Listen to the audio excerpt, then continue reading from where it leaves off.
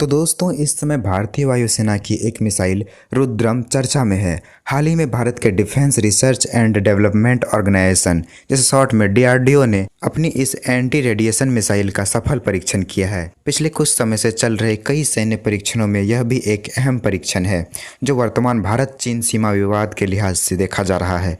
पूरी तरह से स्वदेश में विकसित यह नई पीढ़ी की मिसाइल भारतीय वायुसेना की ताकत कई गुना बढ़ाएगी। आगे बढ़ने से पहले हमारे इस चैनल आरजे डिफेंस को सब्सक्राइब जरूर कर लीजिएगा ताकि इंडिया और वर्ल्ड के हर डिफेंस न्यूज़ से आप अपडेटेड रहें। इस मिसाइल को भारतीय वायुसेना की हवा में वर्चस्व और रणनीतिक क्षमता को बढ़ाने के उद्देश्य से विकसित किया गया है। इसका प्रमुख कार्य दुश्मन की वायु सुरक्षा को काबू करना है।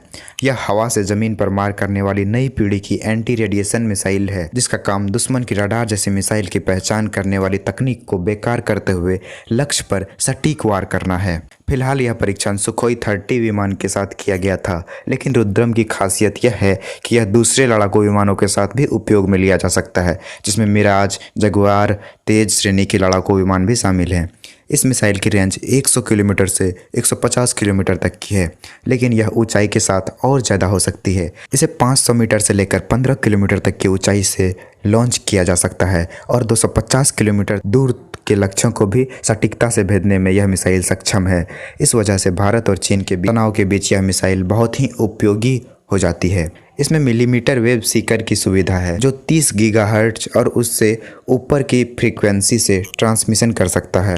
उड़ान के दौरान दिशाओं की जानकारी के लिए इसमें नेविगेशन सिस्टम के साथ जीपीएस और सैटेलाइट गाइडेंस भी शामिल है। 5.5 मीटर लंबी और 140 किलोमीटर वजन की मिसाइल में dual plussed solid rocket motor का उपयोग किया जा गया है, जिसके इसका रेडिएशन टाइम कम है और यह विस्तृत और व्यापक तौर पर नतीजे दे सकती है। यह पहली बार नहीं है कि इस मिसाइल का सुखोई 30 विमान के साथ परीक्षण हो रहा है, लेकिन हाल ही में भारत और चीन सीमा के विवाद के चलते भारतीय सेना की क्षमताओं की चीनी सैन्य क्षमताओं से तुलना के चलते यह परीक्षण एक अहम माना जा रहा है। और ऐसे मिसाइल्स की हमारे देश को बहुत ज़्यादा ज़रूरत है, क्योंकि आपको ही पता है कि हमें दो देशों से खतरा है, जो है चीन के साथ साथ और दूसरा आता है वो है पाकिस्तान। पाकिस्तान भी हमेशा लगा ही रहता है भारत के पीछे और पता नहीं भारत को इसका कब ज़रूरत पड़ जाए। और इस मिसाइल के आ जाने से हमारी भारतीय सेना और भी ज़्यादा मजबूत हो जाएगी। हालांकि यह चीन के लिए ज़्यादा उपयोग में लिया जाएगा हमारे देश से, क्योंकि आपको भी पता है कि पाकिस्तान से लड़ने के लिए हमारे पास पहले बहुत सारे मिसाइल्स हैं, लेकिन चीन के बहुत सारे क्षेत्र ऐसे हैं जहां पर इसी मिसाइल का सिर्फ उपयोग कर सकती है भारतीय सेना। इसलिए इसे अहम माना जा रहा है भारतीय सेना के लिए,